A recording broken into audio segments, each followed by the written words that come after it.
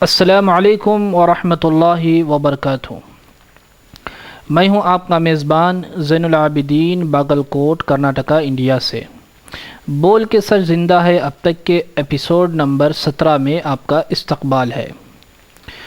آج کے ایپیسوڈ میں سینئر صحافی جناب شکیل رشید صاحب کا ایک اہم مضمون لولو مال وکاس اور وناش کے عنوان پر پیش کرنے جا رہا ہوں۔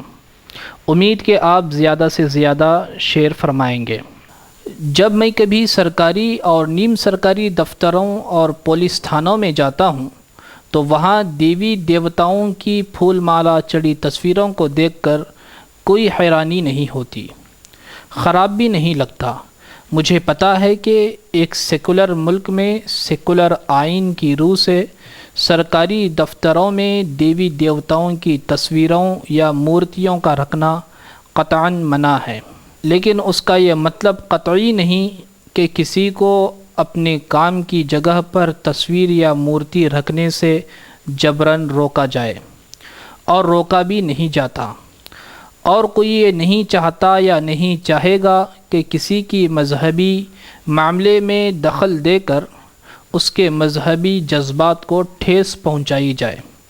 اس لیے اس ملک میں سرکاری، نیم سرکاری دفتروں اور پولیس تھانوں میں مذہبی رسومات کی ادائیگی کو عموماً نظر انداز کیا جاتا ہے، اور آج سے نہیں، آزادی کے بعد ہی سے یہ چلن ہے۔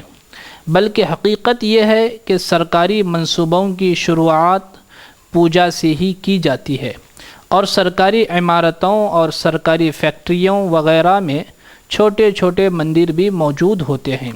مسلمانوں نے کبھی نہ اس پر اعتراض کیا، نہ ہی کسی کو عوامی جگہوں پر پوجا پاٹ سے روکا۔ مسلمانوں کو بھی بہت سی جگہوں پر اپنی عبادت کے لیے آزادی حاصل رہی ہے۔ مجھے خوب یاد ہے کہ ممبئی میں منترالیہ میں باقاعدہ باجماعت نماز پڑھی جاتی تھی، لیکن اب جب سے بی جے پی نے مذہبی نفرت کو شدید کیا ہے، ایسی نمازیں جو عوامی جگہوں پر ادا کی جائیں، ایک مخصوص ذہنیت رکھنے والوں کو میں انہیں یرقانی کہتا ہوں، کچھ لوگ انہیں زعفرانی اور بھگوا داری بھی کہتے ہیں، زہر لگنے لگی ہیں۔ لکھنؤ کے لولو مال میں بھی کچھ یہی ہوا ہے۔ چند لوگوں نے مال میں باجماعت نماز پڑھ لی، بس کیا تھا کہ نفرت سے بھرے لوگوں نے ایک ہنگامہ شروع کر دیا۔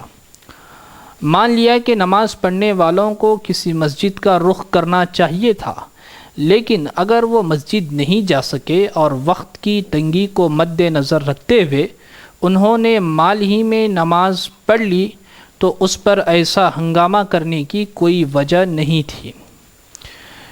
ان نماز پڑھنے والوں کو سمجھایا جا سکتا تھا کہ آئندہ مال کے اندر نماز نہ پڑھی جائے، بلکہ میں یہ کہوں گا کہ آج کے حالات میں ہر اس مسلمان کو جو نماز پڑھتا ہے یہ کوشش کرنی چاہیے کہ وہ مسجد میں نماز پڑھے، کسی عوامی جگہ پر قطعی نماز نہ پڑھے۔ اور پھر ایسا بھی نہیں کہ ہنگامے کے بعد نمازیوں پر کوئی کارروائی نہیں کی گئی، کارروائی کی گئی۔ لولو مال کے مینجمنٹ نے از خود ایف آئی آر درج کروائی، اس کے بعد کوئی ہنگامہ نہیں ہونا چاہیے تھا، مگر ہنگامہ ہوا، اور لولو مال کے باہر جے شری رام کے نعرے لگے، ہنومان چالیسا کا پاٹھ ہوا، اور سارے معاملے کو انتہائی گھناؤنا مذہبی رنگ دے دیا گیا۔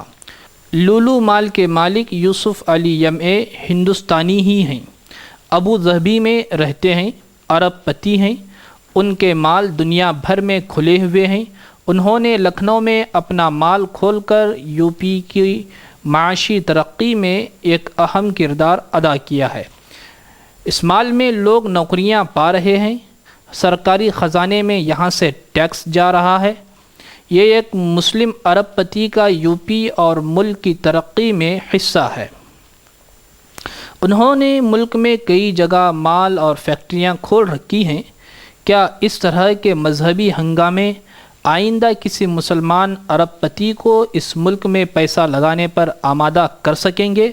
نہیں، ہرگز نہیں۔ یہ ہنگامے ملک کی ترقی کے آڑے آئیں گے، لیکن کہاں اس ملک کے لوگوں کو ترقی یعنی وکاس کی پڑی ہے، وہ تو وناش کے چکر میں پھنسے ہوئے ہیں۔ ناظرین، تحریر یہاں ختم ہوتی ہے۔ انشاءاللہ ہم اگلے ایپیسوڈ میں کسی نئے موضوع کے ساتھ آپ کی خدمت میں حاضر ہوں گے۔